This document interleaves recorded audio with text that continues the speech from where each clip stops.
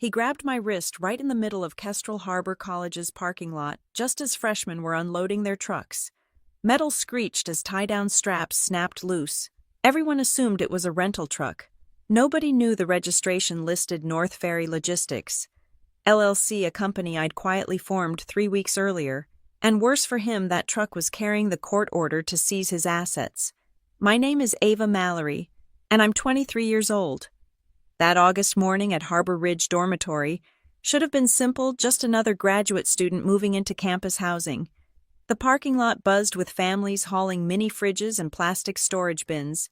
The West Carolina humidity already thick at 9 in the morning. I'd parked the North Ferry Logistics truck strategically near the main entrance, its white cab gleaming in the sun. Ava. There you are. Dale's voice cut through the chatter of arriving students. My stepfather emerged from between two SUVs, his work boots grinding against the asphalt. Lydia, my mother, trailed behind him in her floral sundress, wringing her hands. We need to talk about the bank situation, Dale said, closing the distance between us. His eyes locked onto the truck keys dangling from my fingers. And I'll need those. No, I kept my voice level, aware of the families streaming past us with armloads of bedding and desk lamps. I have a temporary protective order against you. Dale, you're not supposed to be within 100 feet of me. His face reddened. Don't play games with me, girl. Your mother told me you'd be here this morning. He grabbed my wrist, his calloused fingers digging in. We're family. We handle things like family. The tie-down strap I'd been adjusting ripped free with a metallic shriek as I jerked away. Several heads turned our direction. A father helping his daughter with a microwave paused, uncertain. Campus safety is already aware you might show up, I said, loud enough for the bystanders to hear. I pulled out my phone with my free hand, Dale still gripping my other wrist. I have documentation right here. Documentation. Dale laughed, but it was hollow.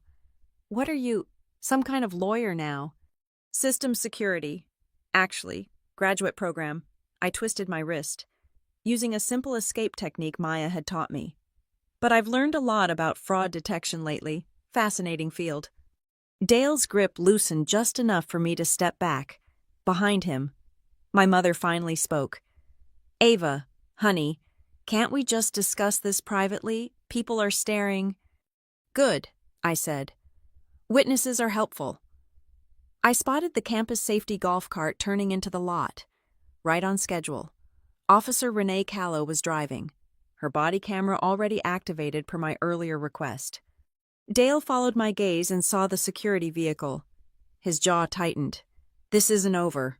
That truck, whatever game you're playing with it, you're going to regret this.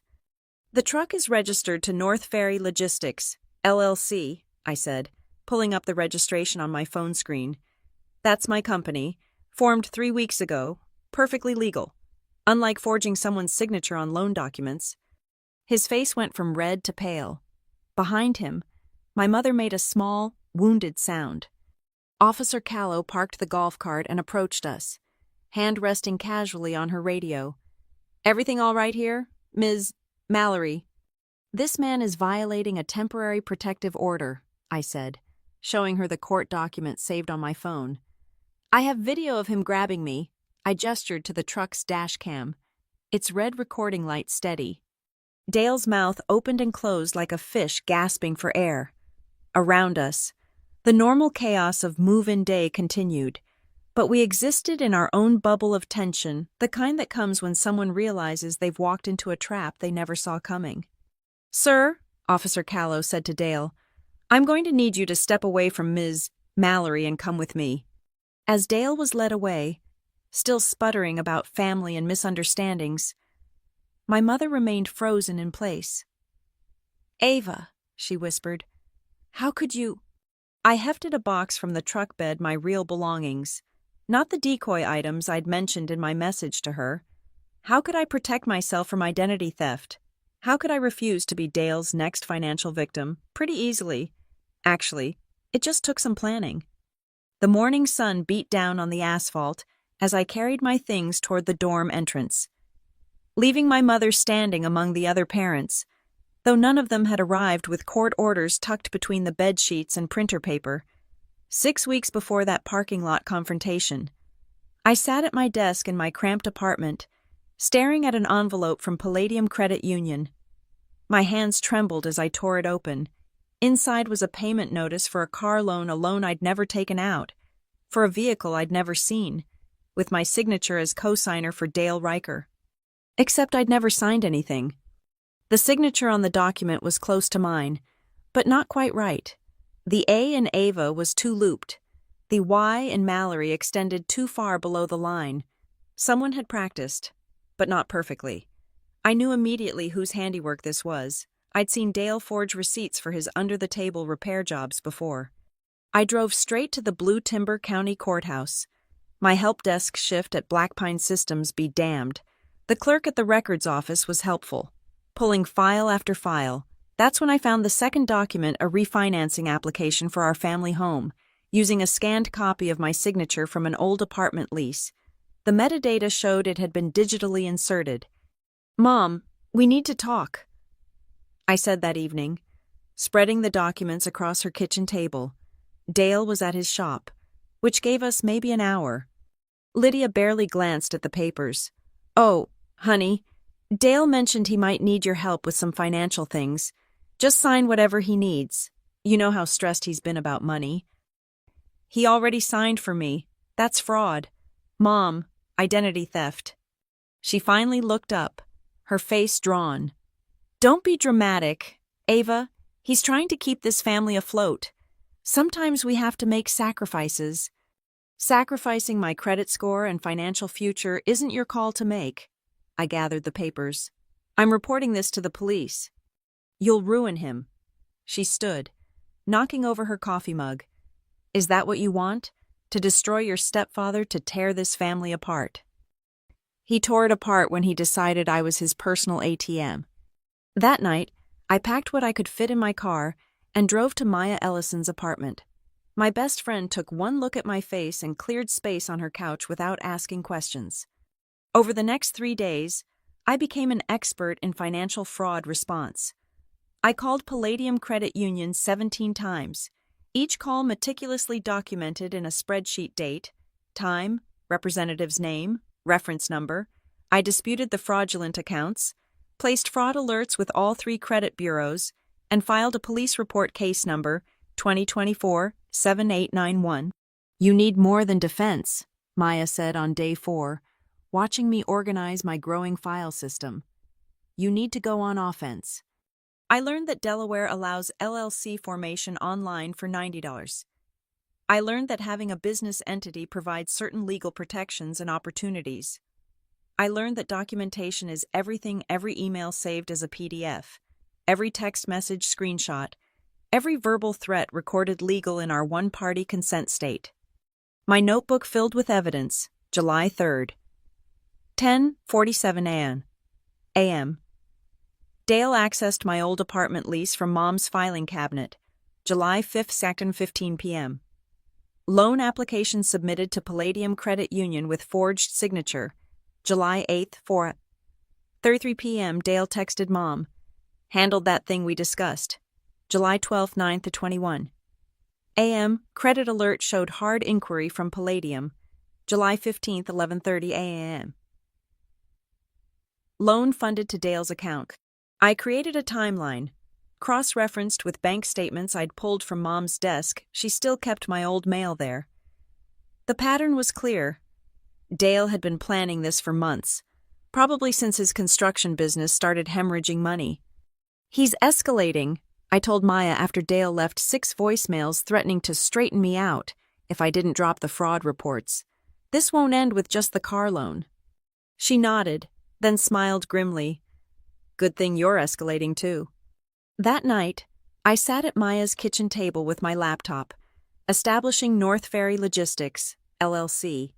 The name came from the ferry I'd taken as a kid to visit my grandmother before Dale. Before everything got complicated, it felt like reclaiming something. As I hit submit on the formation documents, I thought about what Dale always said: family handles things like family. He was right about one thing: family did handle things, just not the way he expected. The Riverstone Justice Lab occupied a narrow office on the third floor of the law school building. I arrived 15 minutes early for my appointment, my accordion folder thick with evidence.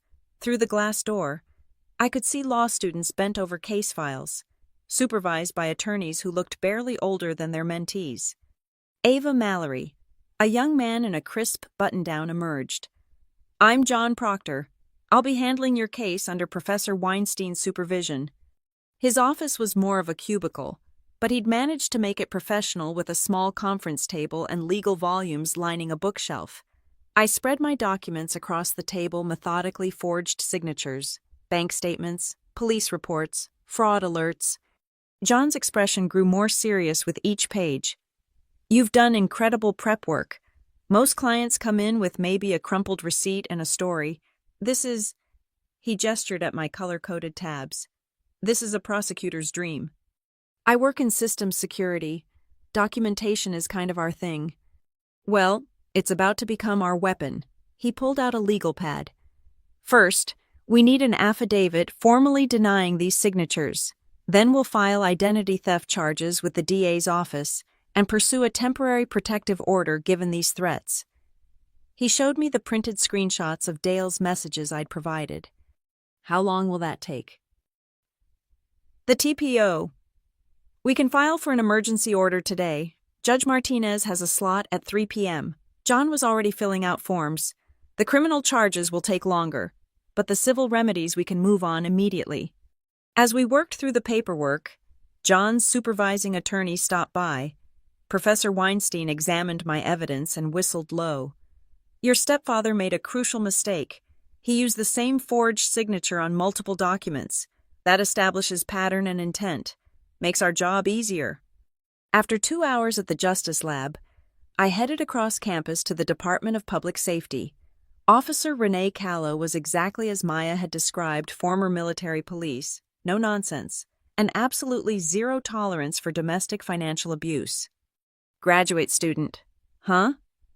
She reviewed my TPO application. "We've had issues with family members trying to disrupt move-in day. Happens more than you'd think. Parents who can't let go. Relatives wanting one last word." She leaned back in her chair. "But this is more sophisticated. You said you formed an LLC. I explained North Ferry Logistics, how Maya had connected me with independent truckers she knew from her job at the shipping company. They needed consistent weekend work. I needed a legal entity to maintain chain of custody for any seized assets. It worked out." Callow's eyes sharpened. "Seized assets. John, my attorney, is filing for prejudgment attachment. If Dale shows up on campus, we execute the court order." "And you think he'll show up?" I pulled out my phone, showing her the message I drafted to my mother. "If I tell her I'm moving in Saturday at 9 a.m., she'll tell Dale. She always does. He won't be able to resist, especially if he thinks I have something valuable in the truck." Callow smiled slowly. "You're using move-in day as bait." I prefer to think of it as efficient multitasking. She stood, walking to a locked cabinet. "The university just approved a pilot program, body camera guest passes for vulnerable students. Lets you document any incidents on campus property with admissible video evidence." She handed me a small device. "Wear this on move-in day. If anything happens, we'll have it all recorded." That evening, Maya helped me refine the plan over Chinese takeout. Her connections in the transport industry had been invaluable. Turns out small trucking companies were always looking for reliable contract work. "So North Ferry hires Blake's crew as subcontractors," she said, sketching on a napkin. "They provide the trucks and labor. You provide the legal structure and liability insurance, clean paper trail, legitimate business purpose. And if Dale tries to claim the contents of the truck, he's interfering with interstate commerce." Maya grinned. "Federal crime. Plus, you'll have the deputy sheriff there to serve papers, right?" "John's arranging that. Deputy Quinn, apparently he loves serving papers to bullies." My phone buzzed. An email from John. "Affidavit filed. Criminal complaint submitted. TPO hearing scheduled. Prejudgment attachment motion drafted. We're locked and loaded." I forwarded it to my new business email, amallory@northferrylogistics, calm. For the first time in 6 weeks, I felt like I could breathe. Dale thought he was playing checkers' simple moves, obvious goals. He didn't realize I'd been setting up a chessboard, positioning pieces he couldn't even see. "You know what the best part is?" I asked Maya. "What's that?" "He taught me everything I know about keeping detailed records. Always document everything. Ava, paper trail saves your ass." I raised my soda can in a mock toast. "Thanks for the advice, Dale." The North Fork District Courthouse smelled like old paper and floor polish. John and I arrived early for the emergency hearing, setting up our evidence on the plaintiff's table. Judge Martinez's courtroom was smaller than I'd expected, more intimate, which made it perfect for what we had planned. "Your Honor," John began once court was in session, "we're seeking a pre-judgment attachment order under State Statute 47B regarding assets owned by Dale Riker. We have clear evidence of identity theft, fraud, and ongoing financial harm to my client." He walked the judge through our evidence methodically. The forged signatures blown up on poster board, bank statements showing Dale's deposits immediately after the fraudulent loans, text messages where he'd threatened to take what's mine if I didn't drop the fraud reports. The defendant has demonstrated both willingness and ability to dissipate assets. John continued. His F-250 truck is registered in his name alone, valued at approximately $35,000. His business equipment, compressors, welding gear, specialized tools represents another $20,000 in assets that could disappear overnight. Judge Martinez studied the documents, and you believe he'll attempt to hide or sell these assets? I stood, John having prepped me for this moment. Your Honor, in the past 6 weeks, Dale Riker has already attempted to liquidate 2 pieces of equipment from his shop. I have receipts showing hurried cash sales at below-market prices. He's also inquired about title transfer services in neighboring counties. I have screenshots of his browser history from my mother's computer, which I had permission to access. The judge's eyebrows rose. Browser history. I work in system security, Your Honor. Digital footprints are hard to erase completely. I see. She turned back to John. What specific relief are you seeking? Immediate attachment of the F-250 and all business equipment at Riker Automotive Repair. We've prepared a detailed inventory. John handed over the list. Additionally, we're requesting authorization for execution of the writ concurrent with service of the temporary protective order, should the defendant appear on university property. That's unusual, Counselor? The circumstances are unusual, Your Honor. Ms. Mallory has informed her mother of her move-in date. Based on past behavior, we believe Mr. Riker will attempt to confront her. Having Deputy Quinn present with executable court orders would prevent escalation and ensure immediate asset protection. Judge Martinez reviewed our filings for 10 silent minutes. Finally, the court finds sufficient evidence of fraud and risk of asset dissipation. Pre-judgment attachment is granted for the described vehicle and business equipment. Writ of replevin will be prepared by the clerk. She looked at me directly. Ms. Mallory, you understand this is a significant legal action. I understand. Your Honor, I also understand that forging someone's signature is a crime, not a family matter. Indeed, she signed the orders. The court also grants authorization for coordinated execution with TPO service. Deputy Quinn is familiar with the case. Yes, Your Honor, John confirmed. He's been briefed by campus safety in our office. After the hearing, we sat in John's car reviewing our next steps. The attachment order is good for 90 days, he explained. If Dale shows up Saturday, Deputy Quinn can serve both the TPO and the writ. Your trucks, North Ferry's trucks, can legally transport any seized assets to secure storage. Where exactly? There's a bonded warehouse that works with the sheriff's office. Everything gets cataloged, photographed, and stored pending final judgment. He paused. You know this is going to explode your family dynamics completely. They exploded the day Dale decided my signature was his to use. I checked my phone, 3 missed calls from my mother. Besides, family isn't about blood. It's about who shows up for you. Maya's been more family to me these past weeks than my mother has been in years. That evening, I finalized contracts with Blake's trucking crew. North Ferry Logistics would pay them standard rates, plus hazard pay for potentially confrontational pickup. Blake, a grizzled veteran of 30 years hauling, just laughed. "Had a repo company try to hire us once," he said over the phone. "Turned them down, too dangerous. But this legal court orders and deputy escort, that's just civic duty." I sent the message to my mother that night from my new business email. Making it look official, Ms. Lydia Riker. Please be advised that Ava Mallory will be accessing dormitory facilities on Saturday, August 15th at 9:00 a.m. for approved move-in procedures. North Ferry Logistics has been contracted for transport services. Please ensure any family members respect the legal boundaries currently in place. Her response came within minutes. "Honey, this is silly. Dale just wants to talk. He's your stepfather." I didn't reply. Instead, I forwarded the exchange to John with a note, "Bait set." Friday night, I could barely sleep. Everything was in position, court orders printed in triplicate, trucks reserved, Deputy Quinn on standby, campus security briefed, body camera charged. Dale thought he was coming to intimidate a scared young woman into compliance. He had no idea he was walking into the jaws of the legal system, operated by someone who'd learned that the best revenge isn't served cold, it's served with properly notarized documentation. Saturday morning arrived crisp and clear. I met Blake's crew at 7 a.m. in the staging area behind Black Pine Systems, where my employer had graciously allowed us to prep. 2 white box trucks sat ready. North Ferry Logistics, LLC. Magnetic signs fresh on their sides. Each truck bristled with technology dashcams front and rear, GPS units with tamper alerts, even small cameras mounted in the cargo areas.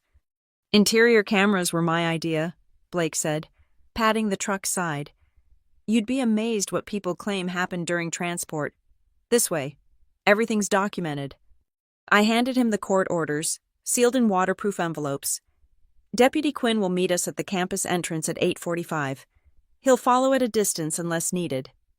And if your stepdad shows—" "When he shows," I corrected, clipping the body camera to my shirt. "Officer Callow gave me the guest pass. Everything I see and hear gets recorded to campus security's cloud server."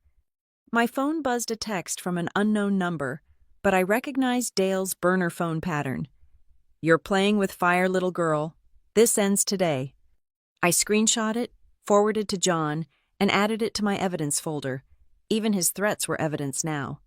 At 8:50, our convoy rolled into the Harbor Ridge dormitory parking lot. As planned, I positioned the trucks strategically, one near the main entrance where families clustered, the other blocking the exit route Dale typically used at the shop.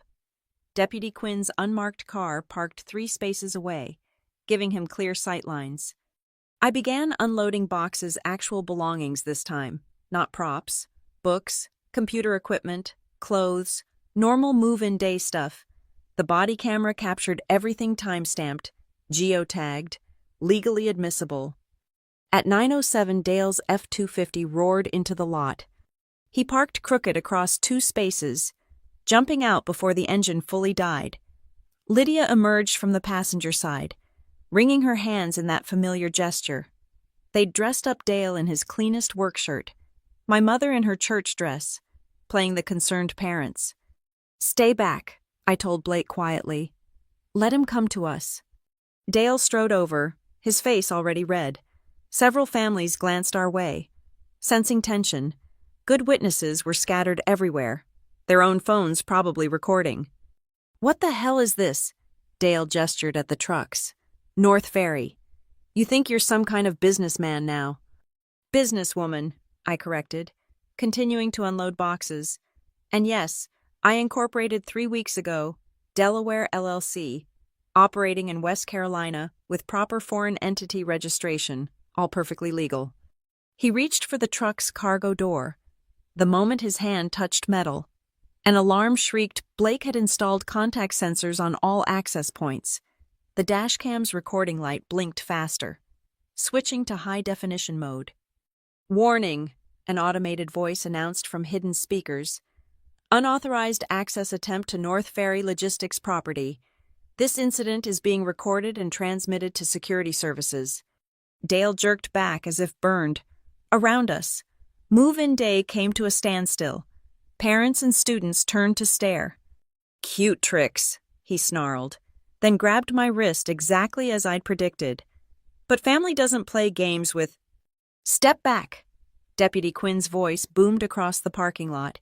He approached with measured steps, one hand resting on his service belt, the other holding a manila folder. "Sir, I need you to release Ms. Mallory immediately." Dale's grip loosened but didn't let go. "Who the hell are you?" "Deputy Quinn, Sheriff's Department. I have court documents to serve." He looked at Dale's hand still on my wrist, then at the body camera recording everything. "Sir, you're currently in violation of a temporary protective order. You're also committing assault and battery in front of about—" he glanced around. "40 witnesses. I strongly suggest you step back." Dale released me, but his face darkened. "Court documents for what?" Quinn opened the folder with practiced efficiency. "Mr. Dale Riker, you're being served with a temporary protective order prohibiting contact with Ava Mallory." He handed Dale the first packet. "You're also being served with a writ of replevin for one 2018 Ford F-250 license plate RKR 4851. Second packet. And an order of attachment for all business equipment and tools located at Riker Automotive Repair, pursuant to a prejudgment attachment order in the matter of Mallory v. Riker, case number 2924 CV 3847. Dale's face went from red to purple to ghostly white as he processed the papers. "You can't. This is—" "Sir, where is your vehicle parked?" Deputy Quinn asked calmly. What?" "Your F-250, the one listed in this writ. Where is it parked? We'll need to secure it immediately." The beautiful irony hit Dale. Then he'd driven the very asset we were seizing right into our trap. His mouth opened and closed soundlessly as Blake's crew smoothly deployed wheel locks on the F-250 following procedures they'd clearly practiced. "Additionally," Quinn continued, "there's a second truck en route to your business address with local law enforcement escort to secure the listed equipment. North Ferry Logistics has been contracted as the official transport service." Lydia finally found her voice. "Ava, please, don't do this to us." I looked at her steadily, the body camera capturing every word. "I didn't do anything. Mom, Dale forged my signature. Dale committed fraud. Dale threatened me. All I did was use the legal system exactly as designed." Campus security arrived then. Officer Callow stepping out of her golf cart with backup. The scene was perfectly controlled chaos legal, documented, and absolutely devastating to Dale's ego as half the freshman class watched his truck get prepared for impound. "The best part," I said quietly, knowing the camera would catch it. Everything Dale taught me about keeping records, I listened. The second North Ferry truck rumbled toward Riker Automotive Repair, with Deputy Martinez following close behind. I watched the GPS tracker on my phone as they approached Dale's shop on the outskirts of Hickory Vale. Blake had assigned his best team for this pickup guys who'd handled sensitive equipment seizures before. "Cargo 2 approaching target." Blake's voice crackled through the app. "Deputy on scene. Beginning inventory." The body camera footage from the parking lot was already uploaded to 3 different cloud servers. John had texted that he was preparing the criminal referral for the DA's office, bundling identity theft, forgery, and intimidation charges into one neat package. Back at the shop, the team found exactly what we'd documented in the attachment order. The Craftsfield safe in the back office. Dale never thought anyone knew about it, but I'd spent years watching him count cash there, stuffing envelopes with money that should have gone to taxes, permits, legitimate business expenses. "Safe located," the radio reported. "Deputy requesting locksmith per court order."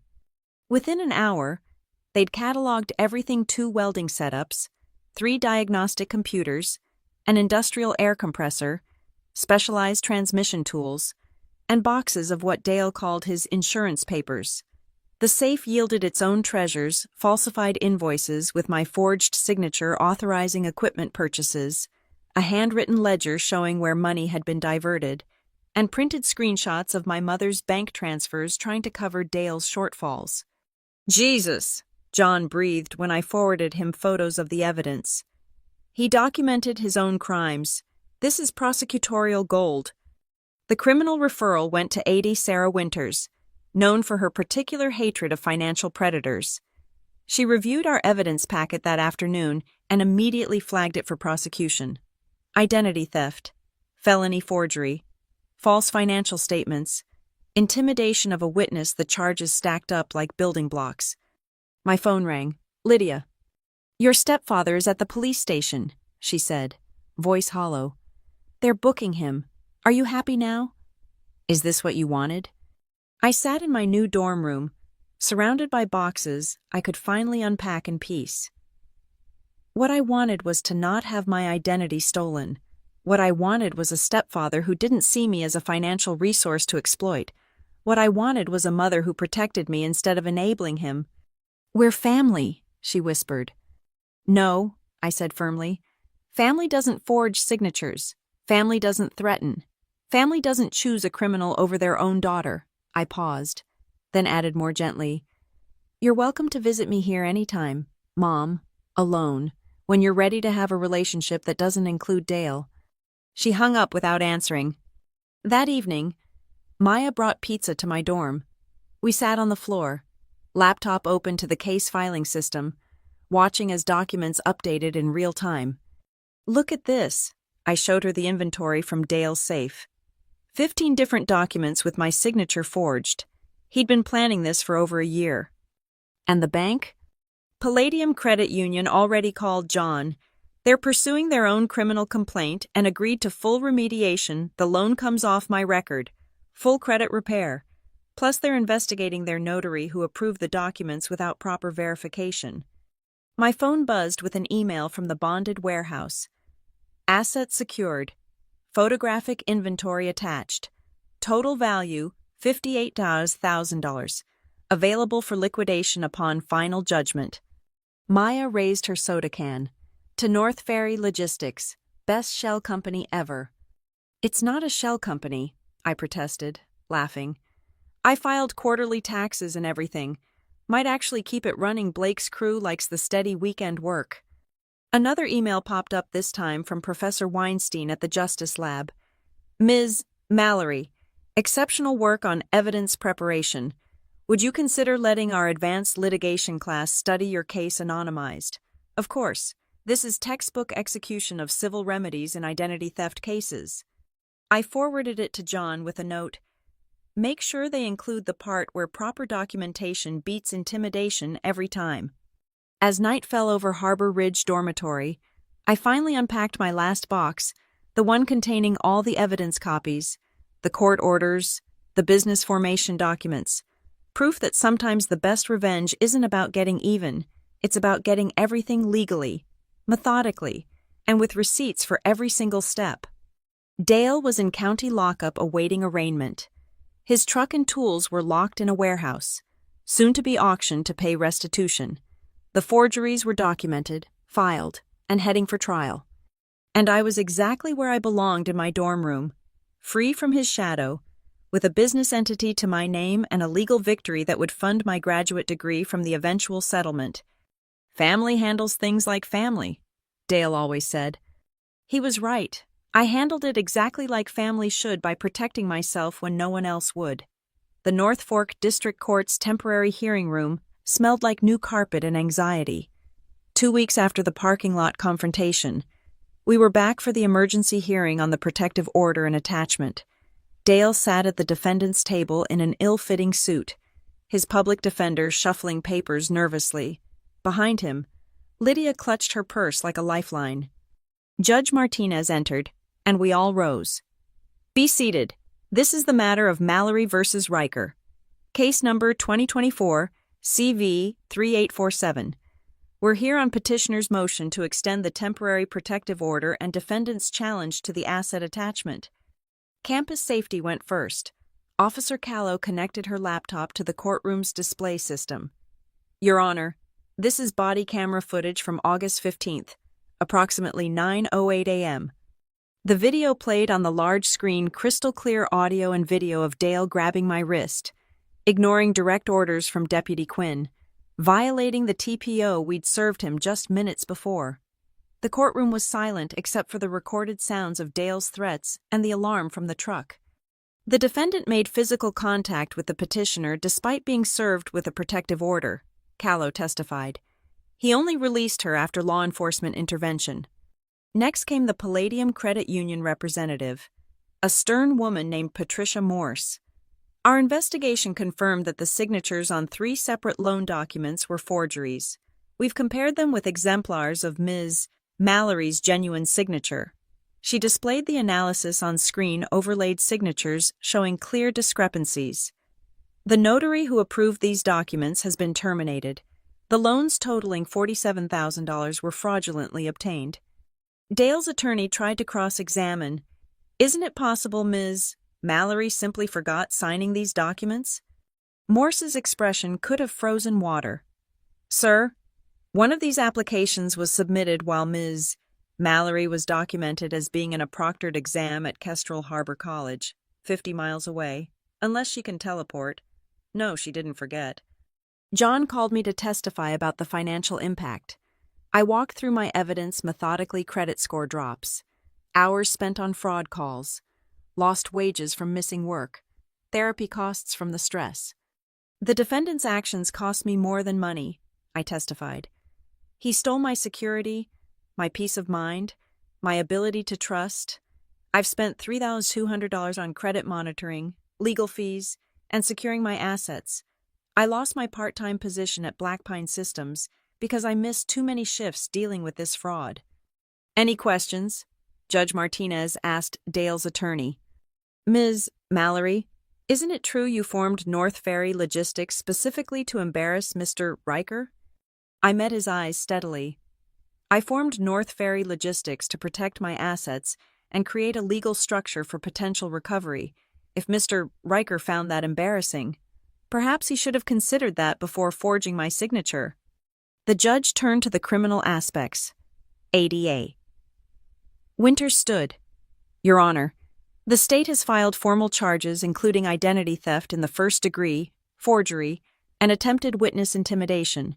Mr. Riker was arraigned yesterday and released on $50,000 bond with conditions including no contact with the victim. I see. Judge Martinez reviewed her notes. Mr. Riker, do you have anything to say before I rule? Dale stood slowly. Your Honor, I was just trying to keep my business afloat. Family helps family. I didn't mean— Stop. The judge's voice cut like a blade. You didn't mean to get caught. The evidence shows systematic forgery over months, not a momentary lapse in judgment. She continued. The temporary protective order is extended for 1 year. The asset attachment is upheld, the F-250, and equipment will remain in custody pending resolution of criminal charges. Additionally, I'm granting the petitioner's motion for a preliminary judgment lien on all seized assets. Dale made a choking sound. His attorney whispered urgently in his ear. Furthermore, Judge Martinez added, given the video evidence of TPO violation just moments after service, I'm referring this matter for contempt proceedings. Mr. Riker, you were served with a court order and immediately violated it. That shows dangerous disregard for legal authority. After the ruling, I filed my civil suit for damages, actual losses, credit damage, emotional distress, and thanks to the state's consumer protection laws, treble damages for willful identity theft. John estimated the total claim at $180,000 plus attorney fees under the fee-shifting provision. Outside the courthouse, Lydia approached me alone. Her face was drawn, aged years in weeks. The house, she said quietly. Dale mortgaged it again using forged documents. The bank is foreclosing. I felt a pang of sympathy despite everything. Mom, I told you to check. I know what you told me. She straightened slightly.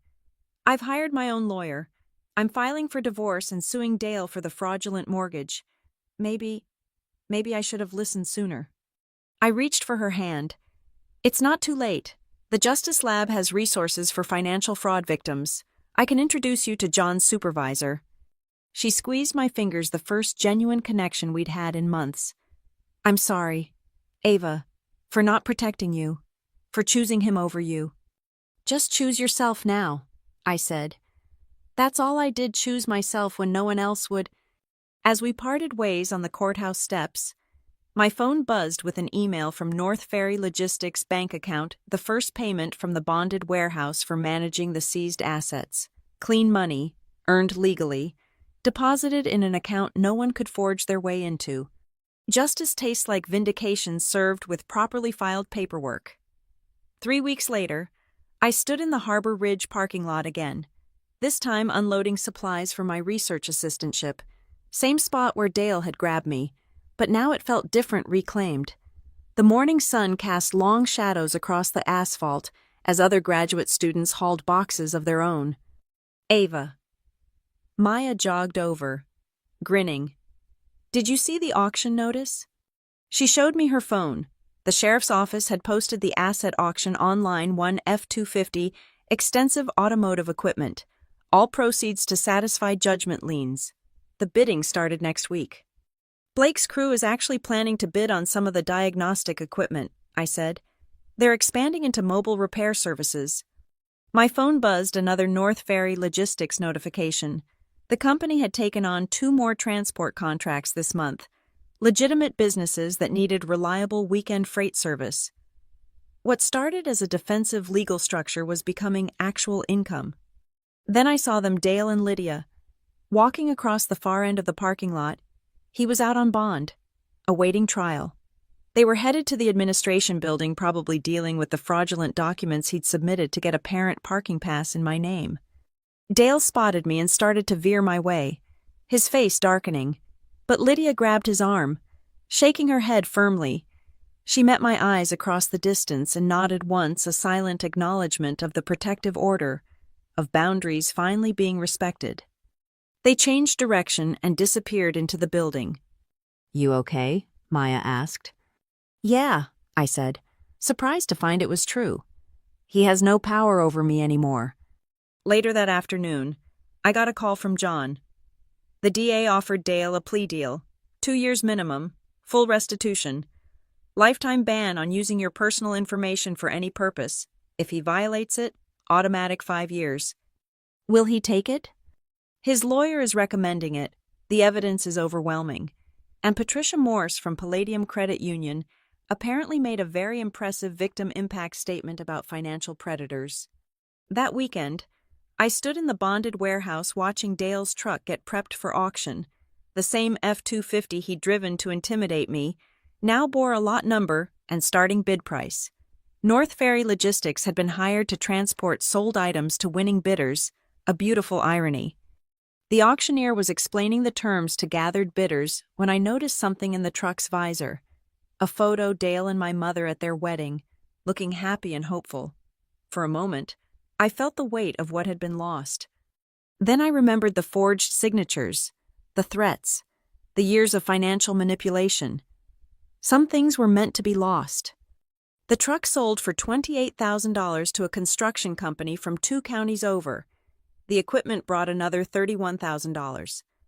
After auction fees and transport costs, the proceeds went toward restitution. It wouldn't cover everything, but it was a start. As Blake's crew loaded the F-250 onto a North Ferry transport, I thought about Dale's favorite saying, "Family handles things like family."